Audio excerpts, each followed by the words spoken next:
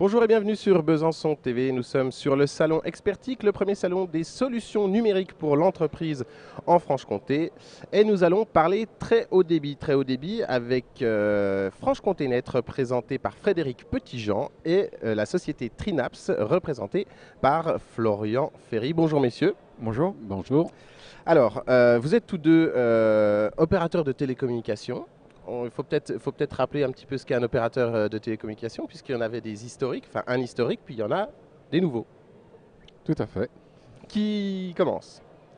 Comme tu Le veux. plus jeune, honneur. Allez, Merci, honneur au c'est plus c'est jeune. sympa. Allez. Donc oui, effectivement, il faut savoir qu'en fait, en France, on imagine qu'il y a peut-être un, deux, trois, voire quatre opérateurs qui s'adressent à des particuliers ou à du professionnel. Il n'en est rien. Il existe tout type d'opérateurs. Vous avez des opérateurs locaux, des opérateurs nationaux, des opérateurs internationaux. Et il faut imaginer qu'on est peut-être une centaine d'entreprises dans le domaine qui adressons le particulier, le professionnel. Tout à fait. Donc, Trinaps et FCNet sont deux opérateurs dits locaux parce que l'essentiel de notre clientèle est locale, bien qu'on puisse adresser une clientèle qui est située sur tout le territoire. Et l'avantage d'un opérateur local, bien entendu, c'est sa proximité et sa souplesse. Alors, c'est peut-être important de rappeler les deux métiers de l'opérateur. C'est le raccordement physique, donc expliquer un petit peu en quoi ça consiste. Et puis la fourniture des services en fait associés à ce raccordement. Alors si vous pouviez un petit peu donner un exemple d'une offre pour une entreprise, quelqu'un qui a besoin du très haut débit, comment ça se passe pour lui? Après toi, cette fois-ci, hein. Ok. Donc, c'est tout simple. Aujourd'hui, il y a dans chaque ville, notamment sur Besançon, une boucle locale qui, euh, qui est exploitée par le syndicat mixte Lumière. Et l'idée, c'est d'utiliser cette boucle locale, en tout cas d'utiliser toutes les possibilités de cette boucle locale pour pouvoir raccorder les entreprises au réseau Internet via donc, une fibre optique qu'on fait passer dans les fourreaux de cette boucle locale. Donc juste pour les gens qui ne connaîtraient pas le terme boucle locale, c'est des tuyaux. C'est tout simplement des tuyaux par lesquels circulent des fibres optiques. D'accord. Donc l'idée, c'est d'utiliser ces tuyaux et d'optimiser au maximum cette boucle locale en raccordant le plus d'entreprises possible qui se situent à proximité de cette boucle locale. Alors on parle de fibre optique. Qu'est-ce qu'un lien optique? Un lien optique, c'est tout simplement faire circuler de l'Internet via ce lien optique. Le gros avantage, c'est qu'on va s'affranchir de la distance par rapport à la concentration. Jusqu'à présent, tout ce qui était ADSL et SDSL, on utilise de manière commune la technologie cuivre, c'est-à-dire qu'on utilise le téléphone. Grâce à cette technologie, on arrive à faire circuler des informations, mais on dépend de la distance par rapport au point de concentration. Avec un lien optique, on s'affranchit de ces distances. Quel que soit l'endroit où on se situe, vu que l'information va circuler à la vitesse de la lumière, on n'est plus tenu par cette distance. Avant, on disait, tiens, on est à 4 km du DSLAM, donc on ne peut pas avoir un lien ADSL. Là, on peut avoir le débit que l'on souhaite, il y a une souplesse inouïe, quelle que soit la distance. Après, la contrainte, c'est qu'il faut faire du génie civil pour poser physiquement cette fibre optique jusqu'à l'entreprise. C'est ça la contrainte. Mais plus on se situe à côté de la boucle locale, moins il y a de génie civil et plus c'est avantageux. En gros, quand on parle de contrainte, on parle de coût.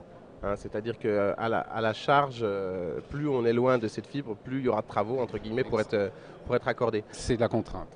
Florian, qui peut bénéficier de cela et puis pour quels usages? Alors en fait, nos deux entreprises s'adressent essentiellement à un public de professionnels et de collectivités. Donc on travaille avec des professionnels dans tout type d'activité, dans le domaine du transport, dans le domaine de l'énergie. On pense bien sûr aux gros donneurs d'ordre régionaux. Mais en fait, ce qu'il faut voir, c'est comme disait tout à l'heure Frédéric, en fonction de la techno, il est plus ou moins facile de raccorder un client. Et derrière, les coûts dont tu posais la question seront relatifs à la distance de raccordement.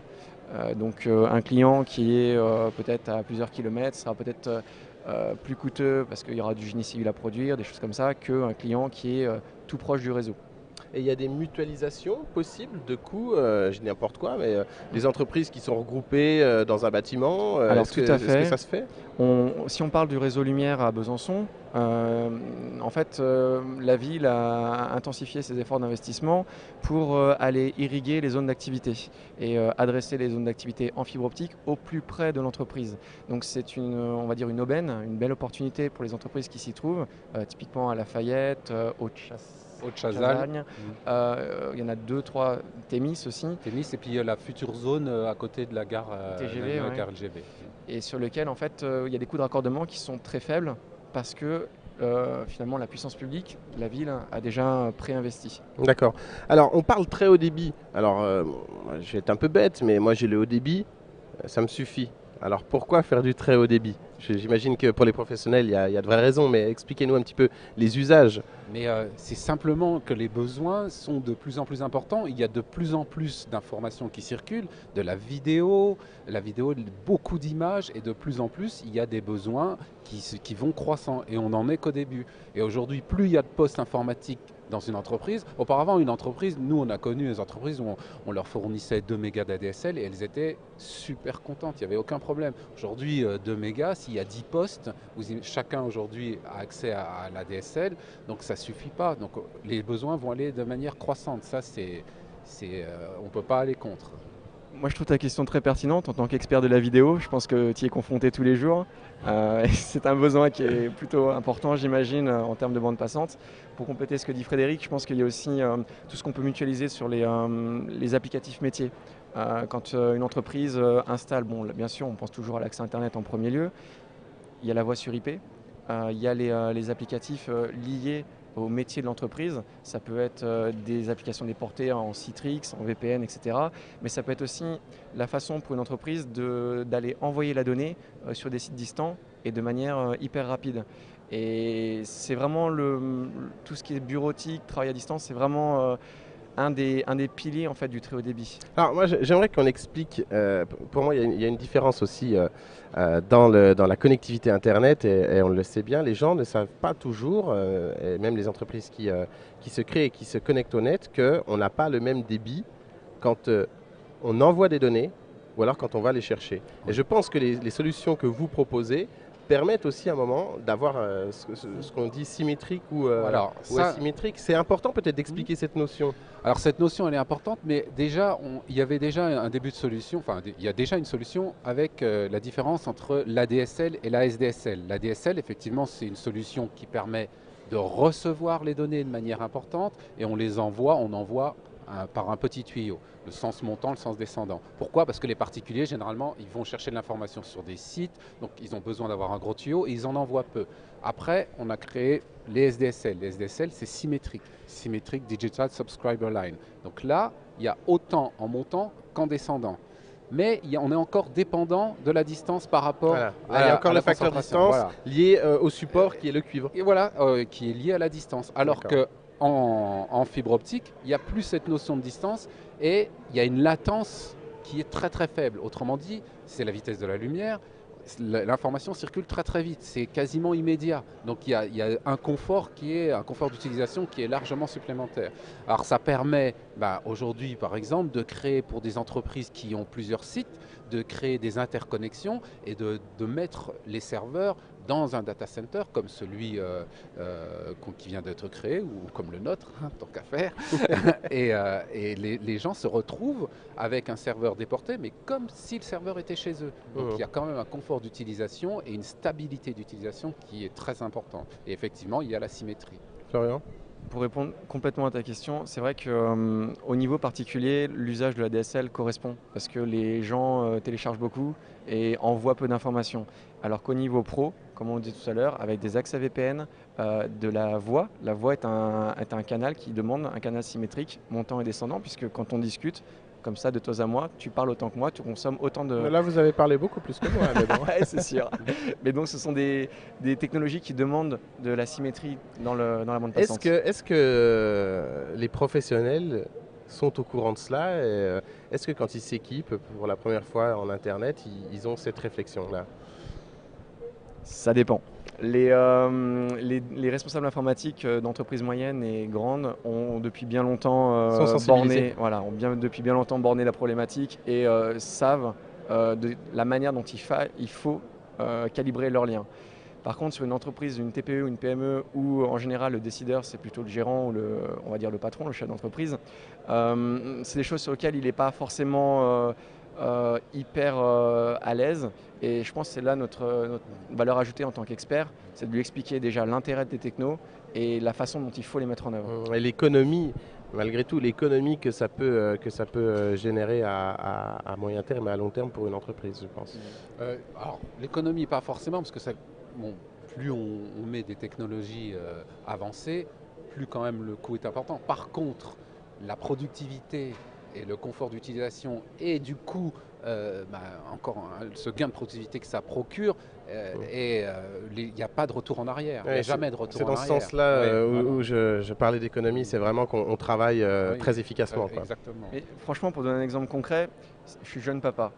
J'ai une petite Félicitations. Merci, c'est gentil, c'est gentil. J'en attendais, c'était pas pour ça que je le disais. J'ai une petite voiture. Et quand on part en vacances, on se contraint. On se dit, finalement, on prend pas ça, on prend pas ça, on prend pas ça. Et puis là, on pense à acheter un break. Il y a un coût, mais bon, on pourra mettre 2 fois plus de choses et l'usage provoque l'usage en fait. C'est vraiment. Oui, ça c'est quelque chose qui est peut-être important à préciser, c'est que le fait d'avoir des lieux qui sont, là on est à Micropolis, aujourd'hui interconnectés avec de la bande passante 10 mégabits, ça nous permet, nous par exemple, chaîne de télévision sur Internet, de pouvoir envisager de la diffusion en direct. Donc vraiment, l'innovation, ou en tout cas, oui, le fait de s'équiper en termes de bande passante, génère aussi des nouveaux usages et puis une certaine forme d'attractivité autour de... Là, c'est inéluctable. Moi, quand j'explique aux chefs d'entreprise ou à mes clients potentiels ou à mes prospects, je prends toujours l'exemple de l'autoroute. On construit une autoroute. Au début, il n'y a personne. Aujourd'hui, vous regardez l'autoroute qui a été construite il y a une quinzaine d'années, il est blindé de camions, quoi. Et on met des troisièmes voies. Voilà. Et là, c'est exactement pareil. Plus vous construisez de liens, plus vous augmentez le débit, plus il est utilisé. Très bien. Je pense qu'on a essayé de faire un petit tour du très haut débit. Frédéric, Florian, je vous remercie. On va se quitter avec un petit film du syndicat mixte de l'aire urbaine qui nous explique, avec un petit dessin animé, pourquoi il a fallu élargir les tuyaux. Merci à vous deux. Merci. Merci. L'histoire de la communication, c'est celle de l'humanité. Sans communication, point de sociétés humaines. Les paroles s'envolent, dit-on. En représentant l'univers qui l'entoure, l'homme préhistorique franchit une première étape. Inscrire durablement une information compréhensible par d'autres que soi. À quelques millénaires de là, l'écriture devient un formidable moyen de résumer et transmettre une pensée complexe en quelques signes simples. Le deuxième défi de la communication fut le choix du support.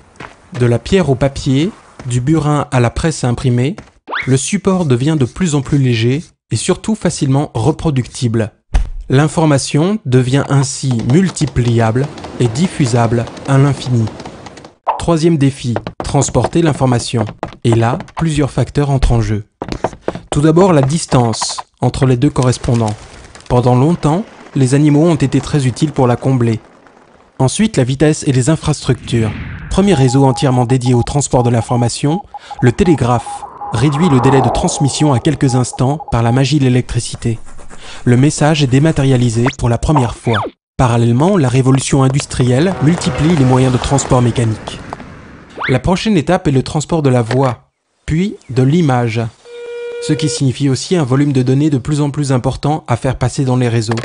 La technologie permet donc petit à petit de dépasser les contraintes, distance, temps, volume. Ce qui manque encore à la télévision, c'est l'interactivité. Internet est la suite logique de ce besoin. Il permet d'échanger en temps réel toutes sortes d'informations, images, musique, vidéos. Encore faut-il que les réseaux de télécommunications soient performants pour absorber ce trafic. Or, depuis que le téléphone a été installé il y a un demi-siècle, ils ont très peu évolué. Conséquence, les tuyaux finissent par saturer. Ça rame, comme dirait l'autre. Finalement, la seule solution, c'est d'agrandir les tuyaux en utilisant une technologie d'avenir dont les capacités sont suffisantes pour les prochaines décennies. Il s'agit de la fibre optique. Alors, nous serons bien connectés au reste de la planète, les entreprises pourront continuer à travailler avec leurs clients et fournisseurs, et les habitants pourront se dire « citoyens du monde ».